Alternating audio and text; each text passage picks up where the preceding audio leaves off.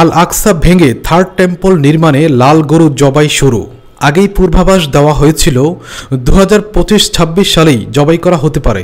America থেকে একটি বিমানে করে ইসরায়েলে যে 5টি লাল গরু আনা হয়, চলুন দেখি বিস্তারিত। ইসরায়েলে 2023 সালের 7 অক্টোবর অতর্কিত হামলা চালায় হামাস। ফলে দীর্ঘ 16 মাস ধরে ইসরায়েল হামাস যুদ্ধ বিদ্যমান। প্রাণহানি ঘটেছে অন্তত 65,000। হামাসের এই আক্রমণ নিয়ে ব্যাপক চর্চা হয়েছে, কারণ ও উদ্দেশ্য নিয়েও হয়েছে চুলচেরা বিশ্লেষণ। মূলত সেদিনের ওই আক্রমণের পেছনে মূল কারণ হিসেবে কাজ করেছে ইসরায়েল শীঘ্রই থার্ড টেম্পল নির্মাণের কাজ শুরু করতে যাচ্ছে এমন একটি আশঙ্কা।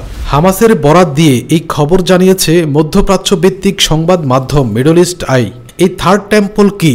খ্রিস্টান, ইহুদি ও ইসলাম ধর্মাবলম্বীদের কাছে অত্যন্ত প্রিয় আল আকসা। মুসলমানদের কাছে মক্কা ও মদিনার পর এটি তৃতীয় পবিত্রতম স্থান এবং ইহুদিদের কাছে টেম্পল মাউন্ট। ইহুদিদের একটি পবিত্র গ্রন্থ তালমুদ। এই গ্রন্থের ব্যাখ্যা অনুযায়ী কিয়ামতের আগে ইহুদিদের ত্রাণকর্তার আগমন ঘটবে। তারা তাকে বলে মাসিহ। মাসিহের আবির্ভাবের 3টি প্রধান শর্ত: 1. সারা পৃথিবীতে বিক্ষিপ্তভাবে ছড়িয়ে ছিটিয়ে থাকা ইহুদিদের ইসরায়েলে জড়ো হতে হবে। 2. একটি ইহুদি রাষ্ট্র প্রতিষ্ঠা করতে হবে। 3. সুলাইমানি মন্দির আগে যেখানে ছিল ঠিক সেখানেই সেই মন্দির তৈরি করতে হবে। এটাকে তারা বলে থার্ড টেম্পল। জেরুজালেমের আজকের আল আকসা মসজিদ যেখানে অবস্থিত, ঠিক এখানেই নবী সুলাইমান আলাইহিস সালাম মসজিদটি বানিয়েছিলেন। নবী সুলাইমান আলাইহিস সালাম ইহুদিদের কাছে কিং সুলাইমান বলে পরিচিত। ইহুদিরা যেহেতু ইয়াকুব নবী, বাইবেলের ভাষায় জ্যাকবের বংশধর, সেহেতু সুলাইমান আলাইহিস সালাম বা কিং সুলাইমান ইহুদিদের কাছে পবিত্র পুরুষ। সুলাইমানের বানানো এই মসজিদ বা উপাসনালয় হল ইহুদিদের ফার্স্ট টেম্পল। 586 খ্রিস্টপূর্বাব্দে ইরাকের ব্যাবিলনের শাসক বখতে নাছর হামলা চালিয়ে এই ফার্স্ট টেম্পল গুড়িয়ে দেন এবং সব বনি ইসরায়েল এবং সব ইহুদিকে দাস হিসেবে বন্দী করে ইরাকে নিয়ে যান। এরপর পারস্য শাসকেরা বখতে নাছেরের সাম্রাজ্যকে পরাজিত করে বনি ইসরায়েল তথা ইহুদিদেরকে ইরাক থেকে মুক্ত করে আবার ফিলিস্তিনে নিয়ে আসেন। ধ্বংস করে ফেলা সুলাইমানের মসজিদ বা ফার্স্ট টেম্পলের উপর 516 খ্রিস্টপূর্বাব্দে আবার আরেকটি উপাসনালয় নির্মাণ করার কাজ শুরু হয়। এটিকে বলা হয় সেকেন্ড টেম্পল। পরে রোমানরা পারস্যদের পরাজিত করে বাইতুল মোকাদ্দাস বা জেরুজালেম দখল করে এবং 70 খ্রিস্টাব্দে তারা সেকেন্ড টেম্পলও ধ্বংস করে ফেলে। বর্তমানে আল আকসা বলতে পুরো কম্পাউন্ডকে বোঝানো হয়। এই কম্পাউন্ডের 4 দেওয়ালের মধ্যে থাকা কিবলি মসজিদ, কুব্বাতুস সাখরা ও বোরাক মসজিদ, এই 3 মসজিদের সমন্বয় হল আল আকসা। মূল আল আকসা বা কিবলি মসজিদ হল ধূসর সীসার প্লেট দিয়ে আচ্ছাদিত গম্বুজওয়ালা স্থাপনাটি। তবে মিডিয়া আল আকসা নামে বেশি প্রসিদ্ধ সোনালী গম্বুজের স্থাপনার নাম কুব্বাতুস সাখরা বা ডোম অব দ্য রক। ইহুদিদের মূল লক্ষ্যস্থল হল এই ডোম অব দ্য রক, যেটিকে তারা টেম্পল মাউন্ট বলে। এই টেম্পল মাউন্টের স্থলেই আদি সুলাইমানি মন্দিরের নকশায় থার্ড টেম্পল বানানোর পরিকল্পনা আছে ইহুদি কট্টরপন্থীদের। আল মাসিহ আদ দাজ্জাল। ইহুদিরা বিশ্বাস করে তাদের মুক্তি দিতে এবং সারা বিশ্বে ইহুদিদের একচ্ছত্র শাসন প্রতিষ্ঠা করতে তাদের মধ্যে একজন মাসিহ বা ত্রাতা আসবেন। কিন্তু যতক্ষণ না কয়েক হাজার বছর আগে ধ্বংস হয়ে যাওয়া সুলাইমানি মন্দির পুনরায় তৈরি করা হচ্ছে, ততক্ষণ সেই ত্রাতা আবির্ভূত হবেন না।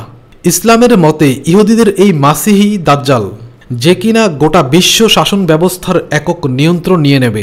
ইসরায়েলের কট্টর ইহুদিদের একাধিক গোষ্ঠী মাসিহের আগমনের শর্ত পূরণ করতে বহু বছর ধরে আল আকসা মসজিদ ভেঙে সেই জায়গায় থার্ড টেম্পল নির্মাণের পরিকল্পনা নিয়ে এগোচ্ছে। এই টেম্পল নির্মাণের লক্ষ্য সামনে রেখে সবচেয়ে বড় ও সবচেয়ে প্রভাবশালী যে সংগঠন দাঁড়িয়ে গেছে, সেটির নাম টেম্পল ইনস্টিটিউট। আল্ট্রা অর্থোডক্স বা চরম কঠোর ইহুদিরা 1987 সালে এই প্রতিষ্ঠানটি প্রতিষ্ঠা করেন। থার্ড টেম্পল নির্মাণের জন্য টেম্পল ইনস্টিটিউট অনেক আগে থেকেই সাজ সরঞ্জাম প্রস্তুত করছে। মন্দির প্রতিষ্ঠার পুরোহিতদের জন্য নির্ধারিত পোশাকও আগেভাগেই বানিয়ে রাখা হয়েছে। তাওরাতের নির্দেশনা অনুযায়ী মন্দিরের জন্য তামার জলপাত্র, 24 ক্যারেট সোনা দিয়ে বানানো 45 কেজি ওজনের আলোকদানি সহ নানা ধরনের আসবাব তারা তৈরি করে রেখেছে। টেম্পল ইনস্টিটিউটের প্রকাশ করা ভিডিওতে দেওয়া তথ্য অনুযায়ী জেরুজালেমের ওল্ড সিটির ইহুদি মহল্লার সেন্ট্রাল প্লাজায় এসব সংরক্ষিত আছে। তাদের এসব জোগাড় যন্ত্র দেখে ফিলিস্তিনিদের এবং এই বিষয়ে খোঁজ খবর রাখেন এমন মুসলমানদের মধ্যে আশঙ্কা ও ভীতি তৈরি হয়েছে। উদারপন্থী ইহুদিরাও মনে করছেন থার্ড টেম্পল তৈরির এসব উদ্যোগ ফিলিস্তিন ও ইসরায়েলের বাসিন্দাদের আরও বেশি শত্রুভাবাপন্ন করে তুলেছে। ধারণা করা হচ্ছে শীঘ্রই ইহুদিরা থার্ড টেম্পল নির্মাণের উদ্যোগ নিতে পারে। ইতিমধ্যে সেরকম লক্ষণ প্রকট হয়ে উঠেছে।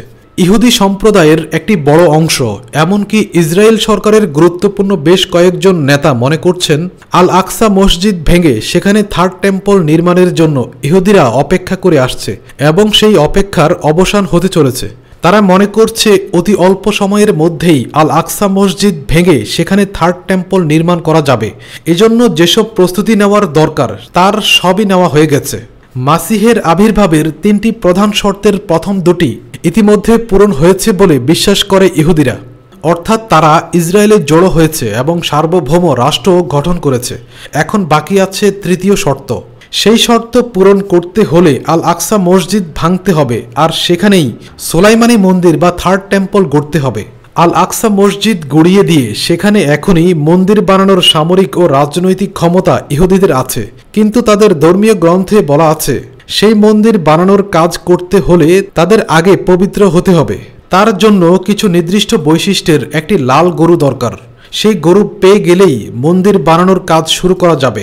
ইহুদিরা মনে করে তাওরাতের ভাষ্য মতেই তারা অপবিত্র অবস্থায় আছে।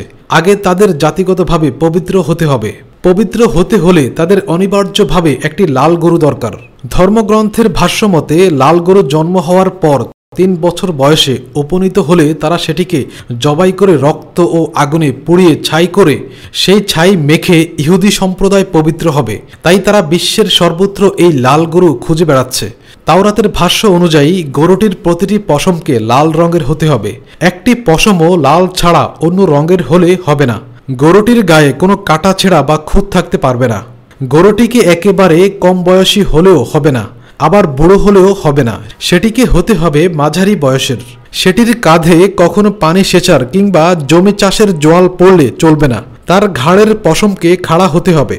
এই গরুকে বিশেষ প্রার্থনা সহযোগে জবাই করার পর পুরো দেহটি পুড়িয়ে ফেলতে হবে। সেই ছাই পানিতে মিশিয়ে শুচিকরণ পানি তৈরি করতে হবে। সেই পানি দিয়ে যাজকেরা পবিত্র হবে।